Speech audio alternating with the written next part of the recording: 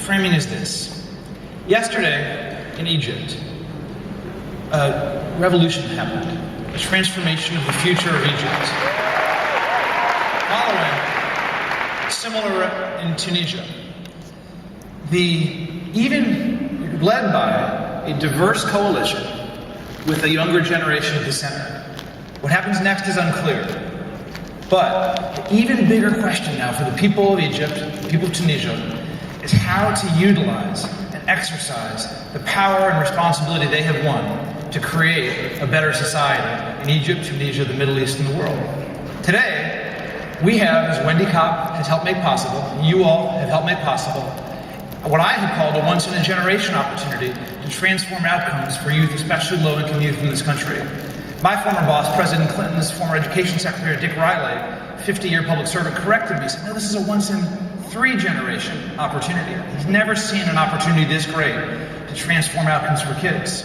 So I'd like to start with former Chancellor Joel Klein, and we'll go down the panel for no more than 2 minutes each so we can get through a lot of questions in this panel. What makes this such an unusual, historic opportunity? And what is the single most important thing you think that this group, this country needs to do to seize and not squander that opportunity in the next 10 years? Joel. Well, thank you, John. So, first of all, I think the question is this our Egypt moment? We come together, never more impressive. 11,000 people in this room. I congratulate Wendy, my colleagues. But the real question is, will we seize the moment? Or will we, as we often do, talk to each other, feel good, go home, and think we've accomplished something important? And I challenge us to make this our Egypt moment, folks, because our country cannot wait. What's different now? 2 things are different. One, unlike when I started a decade ago, we now no longer believe that poverty is destiny. We actually believe, because of the work of people inside this room and elsewhere, that we can educate kids to an entirely different level. So the excuse that we used to permeate our culture is no longer there. Second of all, everybody now understands the future of this country depends on getting entirely different educational outcomes. Whatever short-term issues we face, this is America's issue, and it's not just perceived in this room, from the president on down. And the real question, what will change it? It's quite simple.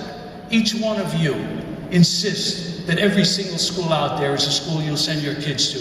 Until you have that, then it doesn't work.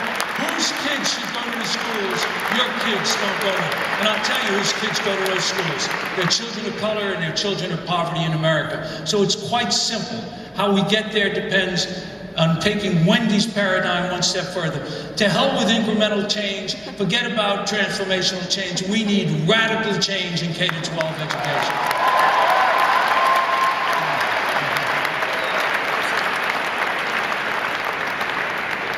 Dave Levin stands on the platform of creating transformative results in the schools that he leads in New York and keeps schools around the country.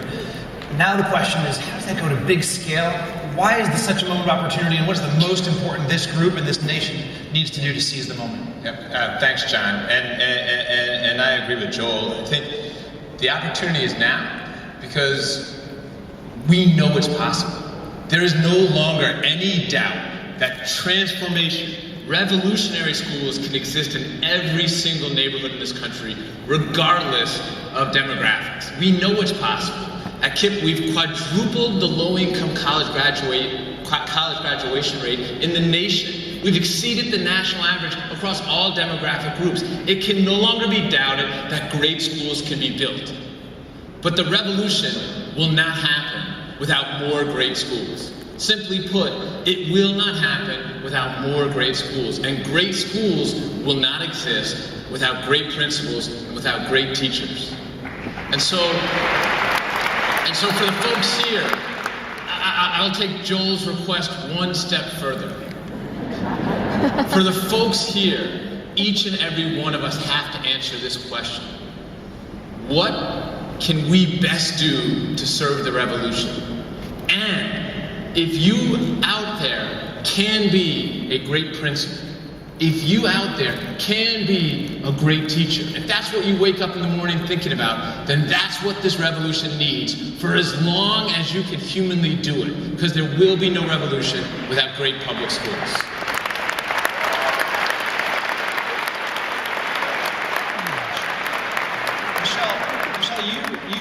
came in, DC was one of those cities that people said was historically dysfunctional and never could improve or succeed. DC is now maybe the most improved city in the country in terms of achievement, according to the NAEP Urban Trials. You stand on that platform. What's the nature of this moment, and what's the most important thing that can be done to seize it?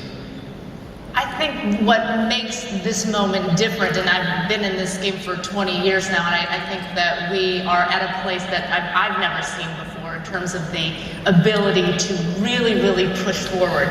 I think a part of it is that education reform has now hit the mainstream, right? So for 20 years, you had people like Dave and Geoffrey out there sort of in their individual schools doing amazing work, and they'd have to try to convince some rich person to bring a couple of their friends in to hear about and see what they were doing. Now we've hit the mainstream with Waiting for Superman and NBC's Education Nation. Normal, everyday people, not that we're not normal, but normal, everyday people are actually beginning to understand what's at stake and what's happening. And if I have to hear one more person as I'm out visiting state legislatures say, well, we just need a proof point. We need to know what works, and then if we knew what worked, then we would replicate it. And I would say, no, we already know what works. If you look at KIPP, if you look at HCs, if you look at all that, we know what works. We just don't want to do it. I mean, this is the reality. This is hard stuff. So I think the moment is now, and you know, for the 11,000 people who are in the room, we can sort of go one of two ways. We can think, okay, you know, we've got to sort of figure out how to, you know, all get together and come to agreement on how we're going to move forward and that sort of thing, which I think for 30 years has not served us particularly well. Or we can take this movement to really lean forward into this and say, you know what, not everybody is going to be with us, not everybody is going to like us, but unless we are aggressive right now and are willing to do this, knowing that some opposition and some controversy might arise, then I do not think that we are going to be able to take advantage of this moment. So I think it's a matter of whether the 11,000 people in this room are willing to take this mantle right now and go. Jeff, you too stand on the platform of dramatic results you've achieved for kids in the Harlem Children's Home. By the way, I do hope you see a clear pattern here, is that the fact that these are some of the most important education reform leaders in the country is based on the fact they've all produced dramatic results in the systems and schools that they're in. So as you all are producing those results, for those of you who are in your schools and in your classrooms and your school systems, most importantly, you're driving change for the kids you're serving, but it also equips you more than nothing else could to understand and then be effective in advocating for what's needed. Jeff, you've done that. What's the nature of this moment of opportunity, and what's the most important thing that can be done? So, first of all, I think that this is a unique time in our country's history around this issue of education. And if you've been involved in this as long as I have, I never thought I would see this moment, right? This is one of those things that I thought we would go down fighting for the cause. You know what I'm saying? Kind of romantic, you know, like, yeah, the final breath, you know, you don't win anything, but, you know, we would say, yeah, boy, he died well, right? That sort of thing. But now, I'm thinking we could really win, right? This is like,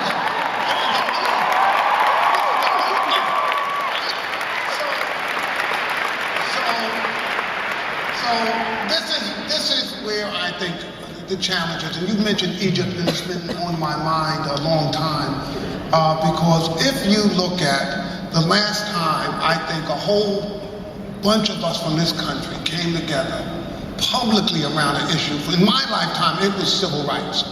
And that didn't happen in 1 or 2 years. We didn't go away. People didn't fight for like a year or two and didn't say, okay, we didn't really get the law passed, so people stayed with this thing year after, and it grew every single year more intense, and they would sit down and think, I wonder what they're doing next year. I mean, it was really bad. The thing that I am most afraid about, right, is that this momentum, that this is the height of it. That from here on in, people say, okay, Michelle's out there, go Michelle, you know. But I don't personally have to do anything more dramatic next year than I did this year. We have to understand that as a nation, we've become soft around fighting for what we believe in. That issue, and let me just say a second, just to define. I was up at Wesleyan at the university, a lot of Black History Month stuff's going on. Wesleyan grads out there high. But they had a picture, they had a videotape of when Dr. King came to Wesleyan. He went to Wesleyan about 3 or 4 times. And I listened to Dr. King say, and it's like a 2-minute thing, some of us are gonna die. He said, some of us are gonna die. And we gotta know that's the price that we pay if we're gonna change this nation. And I sat there and I got chills. And I said, look, I've been worried about the New York Times writing a negative article about me. Right? You know what I'm saying? So how soft is that? Right? This guy is talking about the ultimate price, and are we prepared to? So my challenge to all of us is we gotta understand that this is really like war. That whatever we've done this year is really nothing. It's about what we plan to do. And when the call came in, I got a call, and I actually liked the person. I got a call from a union leader who said, Jeff, now that waiting for Superman thing is over, let's talk. And I don't know, it was like a Batman movie where the Joker comes and says, where did they get a load of me? I was thinking, where did they get a load of you all? This thing is just starting. This thing is not over. So I think we got to ratchet this up.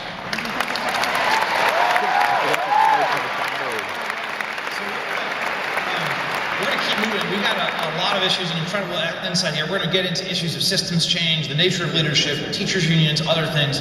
Before we go into a lot of specifics, John Deasy, you are about to take the helm of the second largest school system in the country.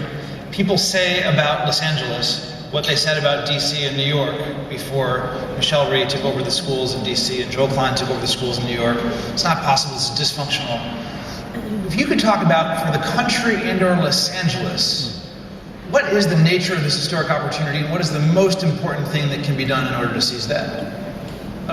Thank you. First thing I just want to say very quickly is anybody in this room who has taught a youth in Prince George's County, Maryland, or LA, thank you very much. Don't tell me it can't be done in LA, because your proof points, 2 of them are sitting right inside of the room. So you can't tell me this is not possible in Los Angeles. And you also can't tell me that we're not willing to die for the cause.